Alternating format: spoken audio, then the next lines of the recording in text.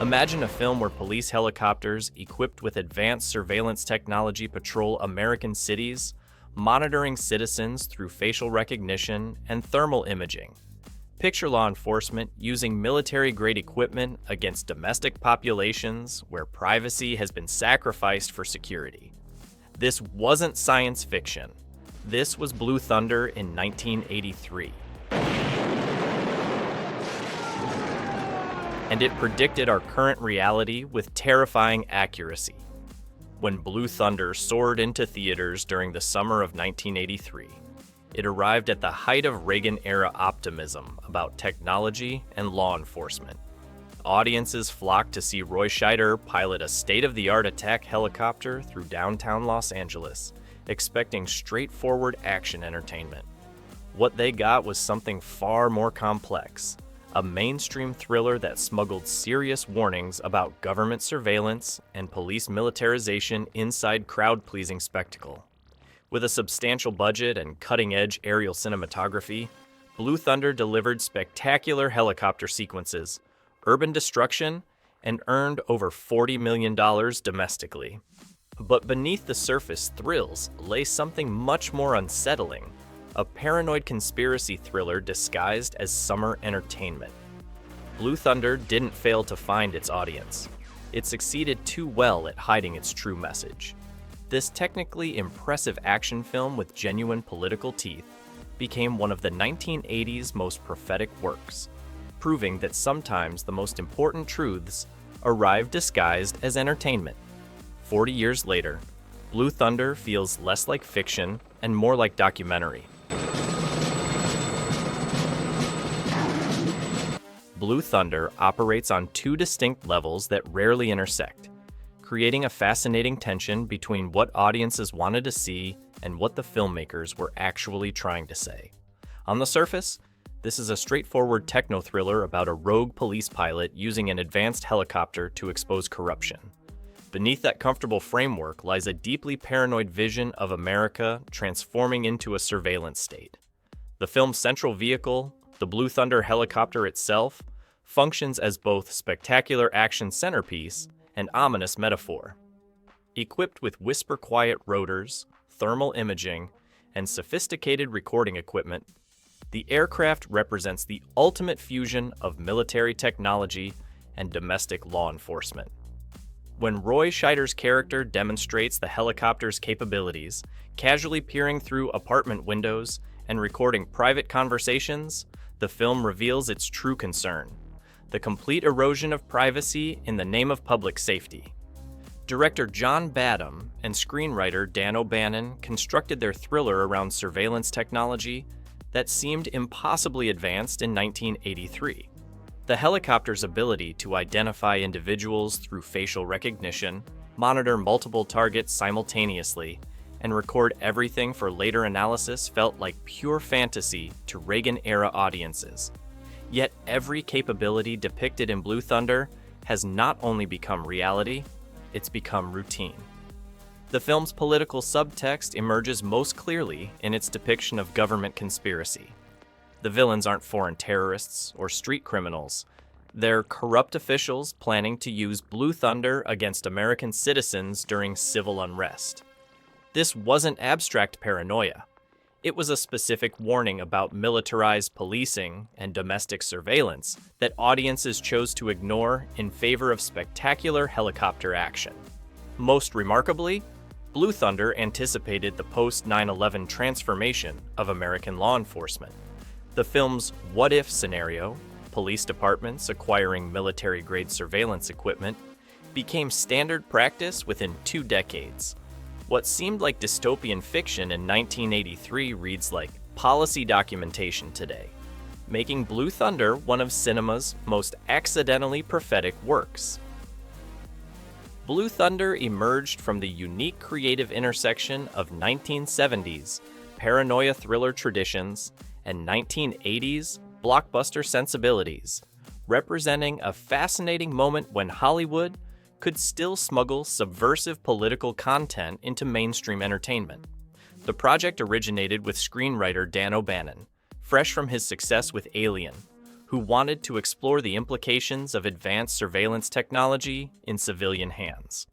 O'Bannon's script balanced spectacular action sequences with genuine concern about government overreach, creating a template that would influence techno-thrillers for decades. Director John Badham came to the project with an unusual resume that perfectly suited Blue Thunder's dual nature. Having directed Saturday Night Fever, Badham understood crowd-pleasing entertainment, but his background also included television work on socially conscious shows like The Senator. This combination allowed him to navigate the delicate balance between commercial action movie and political warning, ensuring that neither element completely overwhelmed the other. The casting of Roy Scheider proved crucial to the film's credibility. Scheider brought gravitas earned from Jaws and The French Connection, making him believable as both action hero and moral conscience. His performance anchored the film's more outlandish technological elements in recognizable human emotion. Scheider's everyman quality made the surveillance themes accessible. He wasn't playing a super spy or military expert, just a regular cop confronting extraordinary circumstances. The production's greatest challenge involved making the helicopter sequences both spectacular and believable. Working with a modified Aerospatiale Gazelle, the filmmakers created Blue Thunder's distinctive appearance while ensuring the aircraft could perform the complex maneuvers required for the film's action sequences. The decision to emphasize practical effects over miniatures gave the aerial photography a visceral reality that enhanced both the excitement and the menace of the surveillance technology. Cinematographer John A. Alonzo, veteran of films like Chinatown and Scarface, brought a sophisticated visual approach that supported the film's thematic complexity. His camera work during the surveillance sequences deliberately evokes the perspective of the watched rather than the watcher, creating an uncomfortable intimacy that makes audiences complicit in the violation of privacy. The thermal imaging sequences, achieved through innovative camera techniques, felt genuinely futuristic while remaining grounded in recognizable technology. The film's Los Angeles setting provided both spectacular urban landscape for action sequences and pointed commentary about surveillance in American cities. Badham's decision to film extensively in downtown LA created a sense of authenticity that made the film's surveillance scenarios feel immediate and possible. The urban environment became another character, representing both the complexity of modern life and the vulnerability of citizens to technological monitoring. Perhaps most significantly, the production occurred during a brief window when such politically charged content could still find mainstream distribution. The success of 1970s conspiracy thrillers like 3 Days of the Condor had proven audience appetite for paranoid entertainment, while Reagan-era confidence hadn't yet made such themes seem unpatriotic. Blue Thunder represented the end of an era when Hollywood blockbusters could openly question government authority without seeming subversive. Blue Thunder's reception revealed a fascinating disconnect between what audiences wanted from their entertainment and what filmmakers were trying to communicate. The film opened at #1 at the box office, earning over $8 million in its first weekend and eventually grossing more than $40 million domestically. Audiences clearly embraced the spectacle, the helicopter sequences, urban chase scenes, and Roy Scheider's commanding performance delivered exactly the kind of high-tech action that summer moviegoers craved in 1983. Critics found themselves similarly divided between appreciation for the film's technical achievements and confusion about its political message. Roger Ebert praised the aerial cinematography while noting the film's paranoid undertones, but seemed uncertain whether to take the surveillance theme seriously. The New York Times' Janet Maslin focused primarily on the action sequences, treating the political elements as background flavor rather than central concerns. Most reviewers approached Blue Thunder as straightforward entertainment, either missing or deliberately ignoring its deeper implications. The film's commercial success led to immediate franchise expansion, but in ways that completely undermined its original message. The Blue Thunder television series, which premiered just months after the film's release, transformed the helicopter from symbol of surveillance overreach into heroic crime-fighting tool. The show's writers stripped away all political subtext, turning O'Bannon and Badham's cautionary tale into conventional police procedural. This transformation perfectly illustrated how mainstream culture could absorb and neutralize even the most pointed social criticism. Perhaps most tellingly, real law enforcement agencies showed intense interest in the film's depicted technology. Police departments across the country inquired about acquiring similar surveillance capabilities, treating Blue Thunder less as warning and more as wish list.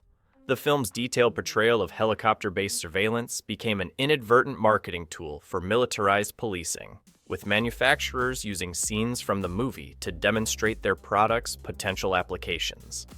The Reagan administration's response proved equally revealing. Rather than viewing the film as criticism of government overreach, officials seemed to appreciate its portrayal of advanced law enforcement technology. The Department of Defense provided technical consultation for the film, apparently unconcerned about its political implications. This cooperation suggested either complete confidence in their own virtue or complete certainty that audiences would focus on spectacle rather than substance. International audiences proved more receptive to the film's political themes, particularly in countries with recent experience of authoritarian surveillance. European critics drew explicit connections between Blue Thunder's scenarios and real-world examples of government monitoring, treating the film as serious political commentary rather than escapist entertainment. This overseas reception highlighted how American audiences' relative comfort with authority made them less sensitive to the film's warnings. Most remarkably, the film's box office success came despite, or perhaps because of, its failure to generate serious discussion about surveillance technology. Audiences seemed perfectly content to enjoy the spectacle while ignoring the substance, suggesting a cultural willingness to be entertained by their own potential oppression. 4 decades after its release, Blue Thunder has transformed from paranoid entertainment into accidental documentary.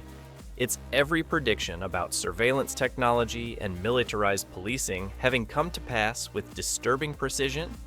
What seemed like science fiction in 1983 now reads like a blueprint for contemporary law enforcement, making the film one of cinema's most eerily prophetic works. The surveillance capabilities that Blue Thunder depicted as cutting-edge fantasy have become routine reality.